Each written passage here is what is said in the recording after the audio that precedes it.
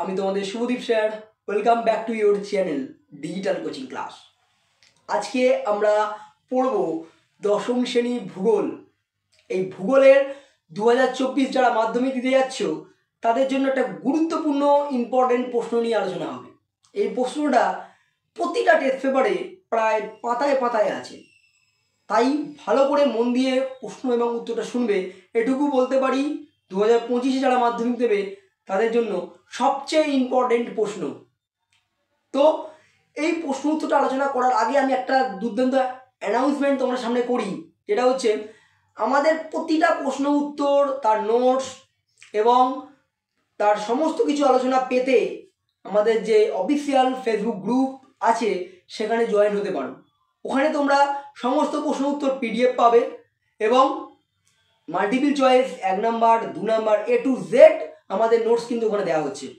তাই যারা ইচ্ছুক তারা অবশ্যই কিন্তু অফিসিয়াল আমাদের ডিজিটাল কোচিং ক্লাস অফিসিয়াল গ্রুপটায় অ্যাড হয়ে যাও। এছাড়া আমাদের ইনস্টাগ্রাম চ্যানেল আছে, যার লিঙ্ক তুমি ডিসক্রিপশন বক্সে পেয়ে যাবে। আমাদের টেলিগ্রাম চ্যানেল আছে, যেখানে আমরা প্রতিনিয়ত নতুন নতুন 2025 যারা মাধ্যমিক দিচ্ছ তার জন্য আপডেট দিচ্ছি। তো চলো আজকে সেই প্রশ্নটা নিয়ে আলোচনা করা যাক, যেটা এবার 2025 ভূগোলের সবচেয়ে গুরুত্বপূর্ণ প্রশ্ন। তো সেই প্রশ্নটা কি না, পূর্ব ও মধ্য ভারতে লৌহ ইস্পাত শিল্প কেন্দ্রীভবনের প্রধান কারণগুলি আলোচনা করো। এটা 5 নম্বরের একটা গুরুত্বপূর্ণ প্রশ্ন।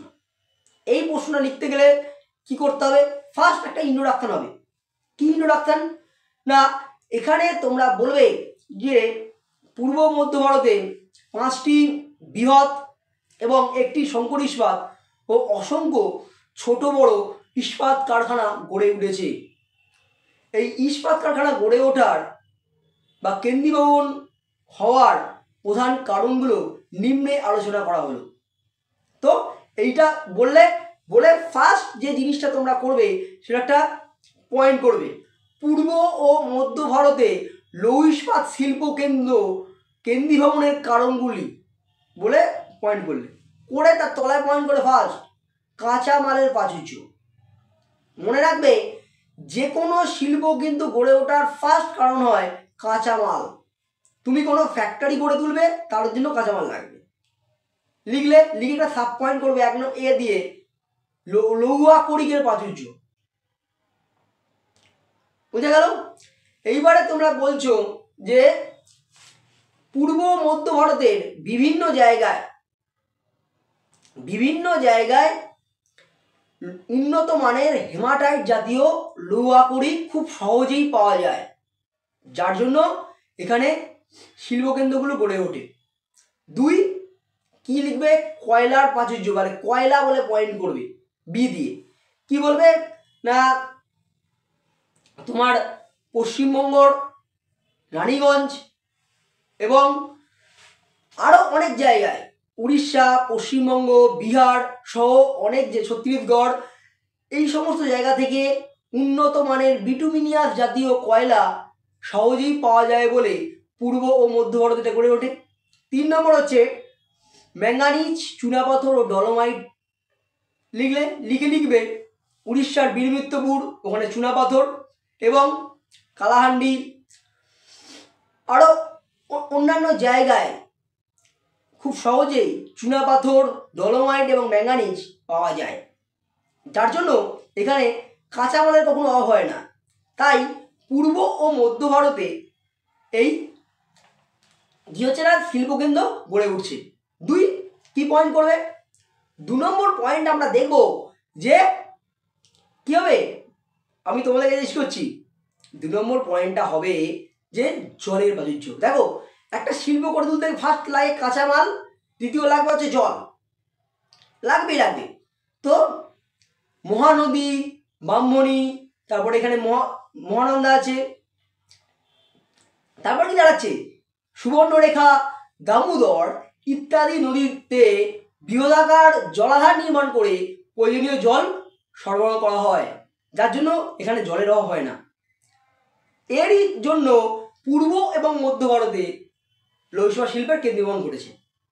বললাম 2 নম্বর পয়েন্ট হচ্ছে জল সরবরাহ। 3 নম্বর হচ্ছে পর্যাপ্ত বিদ্যুৎ।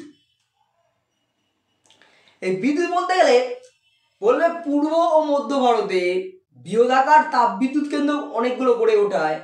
তাপবিদ্যুতের নাম বলো ওখানে, দুর্গাপুর সহ অন্যান্য, এবং পাঞ্চেত, হীরাকুদ, মাইথন ইত্যাদি বৃহদাকার জলবিদ্যুৎ কেন্দ্র থাকায় শিল্পের জন্য প্রয়োজনীয় বিদ্যুতের চাহিদা মিটে যায়।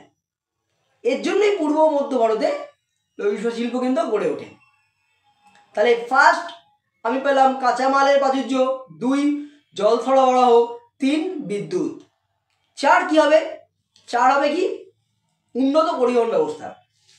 পূর্ব ও মধ্য ভারতের পরিবহন ব্যবস্থা অত্যন্ত উন্নত মানের, যার জন্য এখানে কাঁচামাল আনা, আমদানি করা এবং শিল্পজাত দ্রব্য রপ্তানি করার বিশেষ সুবিধা হয়েছে। বিশেষ করে 2, 4, 23 এবং 32 ও 33 নম্বর জাতীয় সড়ক থাকার জন্য এবং দক্ষিণ পূর্ব রেলপথ থাকার জন্য এখানকার লৌহ ইস্পাত শিল্পকেন্দ্র গড়ে ওঠার বিশেষ সুবিধা লাভ করেছে, যার জন্য এখানে শিল্পকেন্দ্র কেন্দ্রীভবন ঘটেছে। 4 নম্বর হয়ে গেল উন্নত পরিবহন ব্যবস্থা। 5 নম্বর কি হবে না, এখানে আমরা 5-এ দেখে নেব চাহিদা, মার্কেট। দেখো শিল্পকেন্দ্র তো গড়ে তুললে হবে না, শিল্পে তো একটা মার্কেট থাকা যায়। এইখানে অনেকগুলি শিল্পাঞ্চল, দুর্গাপুর, ধানবাদ, আরও বলো জামশেদপুর, ঘাটশিলা ইত্যাদি বৃহৎ বৃহৎ শিল্পাঞ্চল গড়ে ওঠায় এখানকার ইঞ্জিনিয়ারিং শিল্পে লৌহ ইস্পাতের বিপুল চাহিদা রয়েছে, যার জন্য এখানকার শিল্পকেন্দ্রগুলি গড়ে উঠেছে। তাহলে চাহিদা হয়ে গেল। নেক্সট কি? শ্রমিক। 6 নম্বর পয়েন্ট আমরা দেখব শ্রমিক। দেখো পূর্ব ও মধ্য ভারত অত্যন্ত ঘনবসতিপূর্ণ হয়, এখানে প্রয়োজনীয় শ্রমিকের অভাব হয় না। তাছাড়া এখানে প্রচুর পরিমাণে ইঞ্জিনিয়ারিং কলেজ তৈরি হওয়ার জন্য দক্ষ ইঞ্জিনিয়ার পেতে অসুবিধা হয় না। এরই জন্য পূর্ব ও মধ্য ভারতে লৌহ ইস্পাত শিল্পকেন্দ্র গড়ে উঠেছে। লাস্ট যে পয়েন্টটা কথা বলবো, বন্দরের সুবিধা। দেখো লৌহ ইস্পাত কেন্দ্রগুলো তো যদি ইস্পাত আনবে, ইস্পাত তৈরি হবে বা কাঁচামাল আমদানি করবে, শিল্পদ্রব্য রপ্তানি করবে, এর জন্য কী দরকার? একটা বন্দরের প্রয়োজন। পূর্ব মধ্য ভারতে পারাদ্বীপ, কলকাতা, হলদিয়া, বিশাখাপত্তনমের মতো বৃহৎ বৃহৎ বন্দর থাকায় শিল্পের জন্য প্রয়োজনীয় যন্ত্রপাতি আনতে যেরকম সুবিধা হয়েছে এবং শিল্পজাত দ্রব্যগুলো বিদেশে বা অন্যান্য জায়গায় রপ্তানি করতে বিশেষ সুবিধা হয়, যার জন্য পূর্ব ও মধ্য ভারতে লৌহ ইস্পাত শিল্পকেন্দ্র গড়ে উঠেছে। আমরা এটাই বলতে পারলাম। তাহলে টোটালি 7টা পয়েন্ট এখানে ফলো করছে। মাইন্ডেড। 1 কাঁচামাল, আবারও বলছি নোট ডাউন করো। 2 জল সরবরাহ, 3 বিদ্যুতের সুবিধা, 4 উন্নত পরিবহন ব্যবস্থা, 5 নম্বর বাজার বা চাহিদা, 6 শ্রমিক, আর 7 নম্বর বন্দর। এই 7টা কারণ থাকার জন্যই পূর্ব ও মধ্য ভারতে লৌহ ইস্পাত শিল্পের কেন্দ্রীভবন ঘটেছে। আশা করছি পুরো 5 নম্বরের প্রশ্ন আমি অ্যান্সারটা দিতে পেরেছি। এই 5 নম্বরের প্রশ্ন 7টা পয়েন্ট সমেত তুমি যদি কভার করো, তুমি যদি লিখতে পারো, তার সাথে পূর্ব মধ্য ভারতের মানচিত্রটা ভারতের এঁকে পূর্ব মধ্য ভারতের চিহ্নিত করে দেবে। সেখানে লিখবে ওই টাটা স্টিল, বোকারো, এছাড়া আর যে কটা আছে প্রতিটা ম্যাপে চিহ্নিত করে দেবে। তাহলেই তোমরা কিন্তু পুরো 5-এ 5ই পাবে। মনে রাখবে 5 নম্বর প্রশ্ন আমি প্রত্যেকটা স্টুডেন্টসকে বলি, 5 নম্বর প্রশ্নে আঁকা মাস্ট। প্রাকৃতিক হলে প্রাকৃতিকের মতো আঁকা হবে। ভারত, পশ্চিমবঙ্গ যাই থাকুক না কেন সেখানে কিন্তু ম্যাপটা দিতে হবে। তোমাকে বলে দেবে না, কিন্তু তোমাকে দিতে হবে, এর জন্য নাম্বার আছে, মাথায় রেখো। ফিরে আসছি আরও একটা নতুন ভিডিও নিয়ে। ততক্ষণে পুরো পয়েন্টগুলোকে ফলো করে নোটসটা তৈরি করো। মনে রাখবে এটা কিন্তু 2025-এর সবথেকে গুরুত্বপূর্ণ প্রশ্ন, তাই ভালো করে তৈরি করো। আর পুরো নোটসটা পেতে আমাদের ফেসবুকের ডিজিটাল কোচিং ক্লাস অফিসিয়াল গ্রুপটাতে অ্যাড হও। ওখানে তোমাকে নোটস তৈরি করতে হবে না, পুরো নোটস অলরেডি তৈরি করে দেওয়া আছে। আরও ইন ডিটেলস এই প্রশ্নের আরও ভালো গুরুত্বপূর্ণ কথাগুলো ওখানে লিখে দেওয়া আছে। যদি ভালো লাগে ভিডিওটা তাহলে একটা লাইক করো, কমেন্ট করো, প্রচুর প্রচুর শেয়ার করো। আর তোমাকে বলছি, তুমি যদি চ্যানেলটিতে নতুন হয়ে থাকো তাহলে অবশ্যই চ্যানেলটিকে আমার সাবস্ক্রাইব করে দিয়ে যেও, যাতে আরও তোমাদের সাবস্ক্রাইবে আমরা আরও মোটিভেট হই, আরও অনেক কিছু করতে পারি। চলো ফিরে আসি আরও একটা গুরুত্বপূর্ণ প্রশ্ন নিয়ে।